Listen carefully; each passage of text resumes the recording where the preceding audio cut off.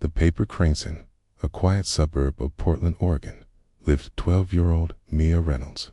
She wasn't the loudest kid in her class, nor the one teachers always remembered, but she carried something inside her heart that noticed things others often overlooked. Mia's father, Captain Daniel Reynolds, had been deployed overseas for nearly a year. Every night before bed, Mia would sit by her window and fold a paper crane, whispering a wish into its wings. Her grandmother had told her once, in Japan, folding 1,000 cranes is said to bring hope and healing. Mia wasn't sure if 1,000 cranes could bring her dad home safely, but it gave her something to hold on to. The loneliness sat school. Kids talked about family vacations, Friday night pizza dinners, and weekend games with their dads. Mia listened quietly, smiling politely, though a small ache tugged at her chest. Her mom worked long shifts at the hospital, leaving Mia to care for herself most evenings. The house often felt too big, too quiet, too empty, so she filled it with cranes. Bright red ones, folded from old magazine pages. Blue ones from notebook paper. Yellow ones from scraps of wrapping paper. By the time spring arrived, her bedroom shelves were full. Still, her heart felt heavy. The class project one Monday morning, Mia's teacher, Mr. Parker, announced the class project. We're going to create something that represents hope. You can paint, write, build whatever you choose. Share something that matters to you. Some students cheered, already sketching ideas. Mia bit her lip. What could she do? That night, as she sat folding another crane, an idea sparked. She would bring her cranes to school, the sharing on presentation day. Mia carried a shoebox full of cranes to class. When it was her turn, her hands trembled. She set the box on the desk and cleared her throat. These are paper cranes, she began softly. I've been folding them every night since my dad left for deployment.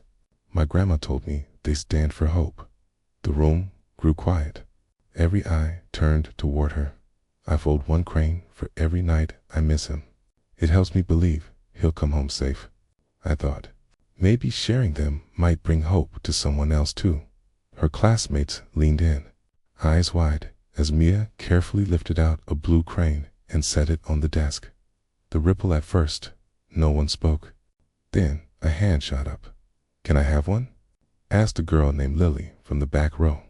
My mom's been sick, and I think this would help. Mia hesitated, then smiled. Of course. She handed Lily a yellow crane. Another hand rose. Can I take one for my brother? He's scared about moving to a new school. Soon, almost the entire class lined up, asking for a crane. One by one, Mia handed them out, watching as her little folded birds flew into new hands, carrying hope where it was needed most. By the end of class, her box was nearly empty. The surprise the next morning. Mia walked into school and stopped in her tracks.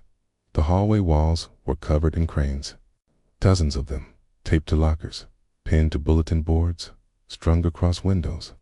Each one had a small note written inside. This crane gave me courage. This crane reminded me to smile. This crane made me believe things would get better. Mia's eyes filled with tears. Mr. Parker stepped beside her. Your classmates started folding their own cranes after your presentation, he said gently. They wanted to share hope the way you did, for the first time in months. Mia felt her heart lift. The letter, weeks later, a package arrived at Mia's doorstep. Inside was a letter, written in her father's familiar handwriting. Dear Mia, I heard about your cranes. Your mom sent me pictures of the classroom. I want you to know how proud I am of you. Out here, there are days when it's hard to stay hopeful too. But when I imagine you folding those cranes, I remember why I'm fighting to come home. Keep folding, sweetheart. I'll be back before you know it. Love, Dad. Mia clutched the letter to her chest, tears streaming down her face. That night, she folded another crane, this one from the envelope of her father's letter. The homecoming, months later. The school gym buzzed with excitement. Banners hung, Balloons floated, and the sound of laughter filled the air. It was Military Appreciation Day, and families were invited. Mia sat with her mom and her box of cranes, now filled again. Then the announcement came. "Please welcome home Captain Daniel Reynolds." The gym erupted in cheers. Mia leapt to her feet as her father, dressed in uniform, stepped through the doors. She ran across the floor and into his arms, the weight of 1,000 nights melting away in one embrace. The cranes weren't magic. They hadn't brought him home, but they had carried her through the waiting, and in the end, that was enough. The moral hope doesn't erase pain, and it doesn't end the storms we face. But hope gives us the strength to keep going, one day at a time, one small act at a time. Mia's story shows us that sometimes the smallest things, like folding a paper crane can, light the darkest nights and ripple out to touch lives we never imagined. Because hope, once shared, only multiplies.